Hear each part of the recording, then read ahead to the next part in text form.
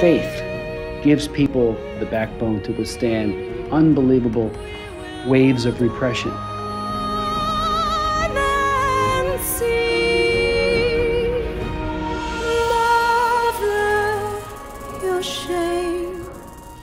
I closed my eyes and I tried to summon all my will. So it's a story of life, a true story about two people that practice meditation and are jailed for purely practicing truth, compassion, forbearance, and it's their journey to freedom and what they had to go through to leave the jail and come out alive. This is the story of a former Communist Party member and a Chinese-American businessman who defy the state as they embrace an ancient spiritual practice that transforms their lives and will help free a nation. It's touching on very serious issues, human rights abuses that are still happening in China today, especially the one of the Falun Gong practitioners. And what's unique is that it's something that people don't know about Falun Gong. Like, we know about the persecution of the Christians, the Uyghurs, and the Jewish in history, but nobody knows what Falun Dafa is. And so that's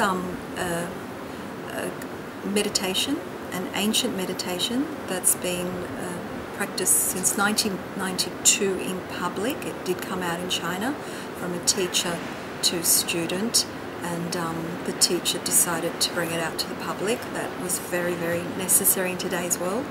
And 100 million people started practicing that the benefits were just so enormous. That's why it's grown so much. And why, people ask why it's being persecuted, that there's no reason to persecute it, but purely whether it's just jealousy or that 100 million people were practicing.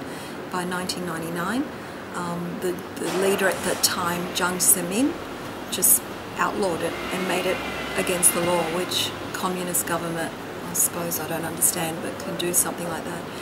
And then it got even worse that in 2006 there was allegations of organ harvesting.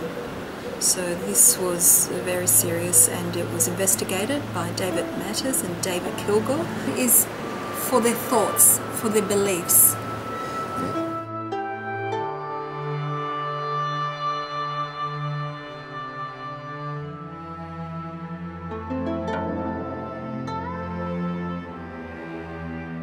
The Chinese Communist Party, the CCP, does this officially. It's like state controlled. So the government controls it from the doctors all the way to the labor camps, the jails.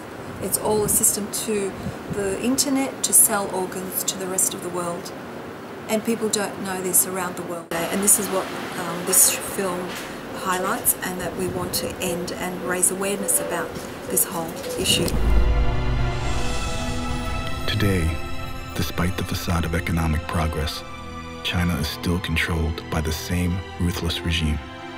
In their latest round of persecution, the lives of millions of peaceful citizens are being destroyed. Η Κίνα έχει αλλάξει από το 90 και μετά. Δεν είναι το ίδιο καθεστώς όπως ήταν. Γιατί το καταπιέζουν ακόμα? Γιατί δεν αφήνουν τον κόσμο να είναι ελεύθερος? Η Κίνα, πώς έχω καταλάβει τώρα, είναι αλήθεια, από τις 1950 ήρθε το κομμουνισμό πάρα πολύ σκληρά και δεν αφήνει κανένα να πιστέψει στο Θεό, βασικά. Αυτό είναι, και είναι πάρα πολύ και ό,τι σκεφτείς, δεν θέλουν people to think, even scholars, people, academic, poets, anyone like that, they would not allow.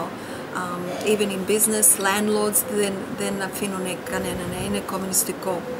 Και έτσι αλλάξανε από αυτό την πλούσια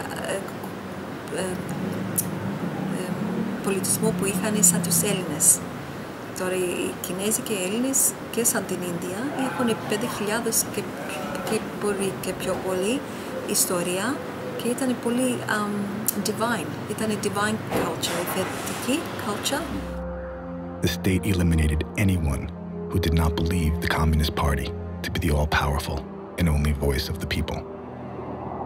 Tens of millions were killed and starved to death. Mao declared that all power came from the barrel of a gun, and the party had all the guns. New Tang Dynasty television is its primary focus is to get uncensored news into and out of China. Yes. It's a voice of the people. So for the Chinese people, NTD is like their savior because they don't know what's going on until they get it through us. They have to set up a satellite box. The Chinese government's that scared of NTD because we expose the truth. So I am here today on behalf of more than 77 million Chinese people who have chosen to quit the Communist Party and its related organizations, and the 1.3 billion Chinese who yell to be free.